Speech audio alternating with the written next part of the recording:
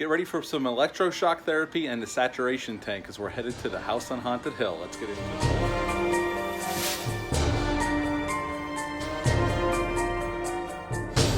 Welcome back to my channel. And the film we're going to talk about today is 1999's House on Haunted Hill. Yes, this movie came out October 29th of 1999. Had a budget of $19 million, and upon release that October, it made $42 million at the box office. This movie was produced by Dark Castle Entertainment, which was it was a production company started by Joel Silver. Bob Zemeckis was a producer on these films, and Gilbert Adler. They all had something to do with the Tales from Crypt series on HBO and the Tales from Crypt movies, Demon Knight and Bordello of Blood. The thinking process was, the way it started out was they were going to remake a William Castle movie each year or each other year, and this was the first because House on Haunted Hill was a William Castle movie starring Vincent Price. And then they did 13 Ghosts 2 years later, I think it was 2 years later, which was a William Castle film as well. And then they kind of just started making original films like Ghost Ship, House of Wax, Orphan, and some other films that they had done. I don't think they've done anything, released anything lately. It was a cool idea, and it would have been neat if it would have carried on. I mean, some of the movies are better than others. This is one of the better ones in my opinion. So let's get into it. They brought in William Malone to direct this film. William Malone had been around for a while. He directed a movie in the 80s called Creature. He had done Fear.com after this. He did some Masters of Horror episodes. And he does a nice job with this film. We'll get into that as we go along. And in this film, we have the great Jeffrey Rush as Stephen Price, obviously an ode to Vincent Price. Famke Jensen as his wife Evelyn. We have Taye Diggs as Eddie. He is one of the guests that get invited to this party. Peter Gallagher's in here as Blackburn, and he's fantastic. Chris Kattan as Pritchett. This is actually probably one of the few movies I actually like Chris Kattan in. Ali Lauder as Sarah. We have Jeffrey Combs as Dr. Vannicut, and we have Bridget Wilson and his Melissa Marr. She's also one of the party guests. And in this movie, at the beginning of the film, we see they set up the mental hospital that is the House on Haunted Hill from way back when in the 30s, and we see Vannicut, played by the great Jeffrey Combs, doing these operations on his patients, and his patients get loose, kill everybody, the place gets set on fire, and everybody dies.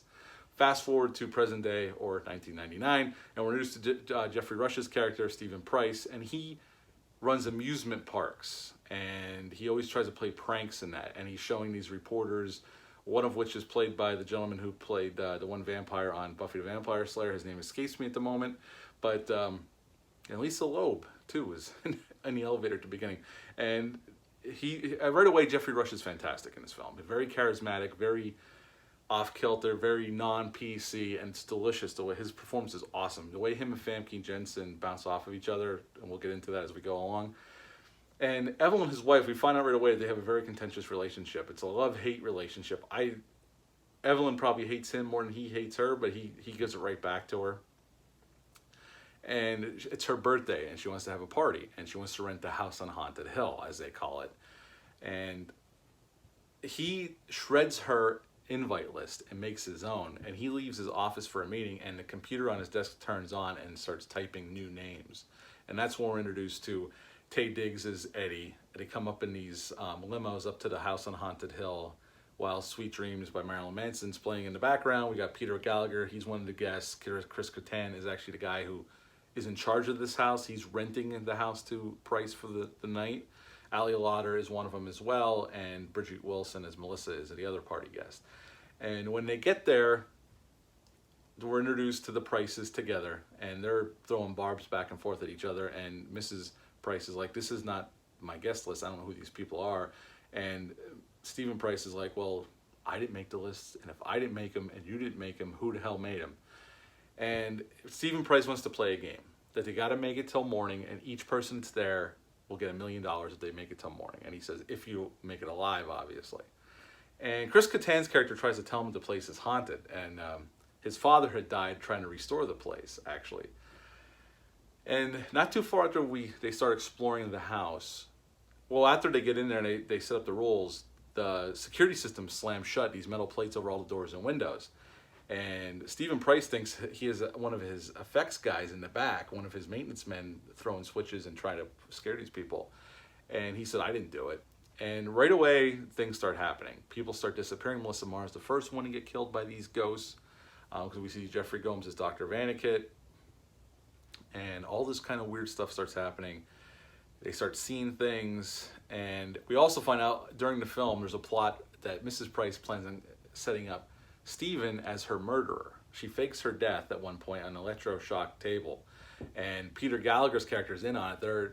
They've been sleeping together behind his back, and he brings her back to life with a shot of adrenaline. And when she realizes they need in her body, she actually kills Peter Gallagher's character. So she's very vicious. And as the story goes on, they realize that these ghosts want to kill them. And I'm going to skip over some things. At the end of the film, we have our final battle with the darkness, this big bad ghost that Pritchard had told them about, that's in charge of this place.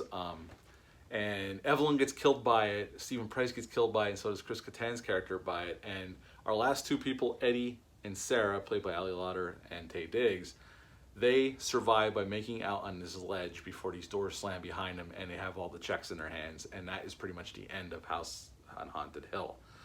Now, this movie has, I'll say this, the makeup effects, which are fantastic, are done by K&B boys, and the set design is spectacular. This house definitely feels like a house that's been around since the 30s or the 20s. It just set design spectacular, and the makeup effects are great. The ghosts look fantastic. I like the way the film is shot. Great cinematography. I have no complaints about any of that. The only thing that brings the film down a little bit, and the acting's great. Jeffrey Rush makes this film. Him and Famke Jensen, the barbs they throw at each other, and just the way they go back and forth is fantastic. I laugh my ass off, but it's also mean-spirited, but it's just great the way they play off of each other. And the rest of the cast is good too. Ali Lauder's good, Taye Diggs is good, Peter Gallagher's always good. He's always solid in anything he's in. Bridget Wilson's not in it much. She's in it for a little bit and she gets killed. So she's not really in it all that much. She's fine for the little she's given. And Jeffrey Combs really doesn't talk, but he's always fantastic. It's always nice to see Jeffrey Combs on the screen. The only thing that drags the film down a little bit is the darkness itself at the end of the film. It looks like a CGI blob. That's kind of what it has some definition. It shows faces here and there. It doesn't look the greatest. It doesn't look that convincing. And considering everything that came before, it looks really, really good and really well done. That's the only thing that drags this movie down just a little bit. But overall, it's a fun time. It's a fun haunted house film with some gore. There's definitely a lot of blood in this film compared to the original. If you've ever seen it with Vincent Price, I've seen it. I have it on DVD in my vault of DVDs. But it was a very good remake, I think, and it's actually one of Dark Castle's better films.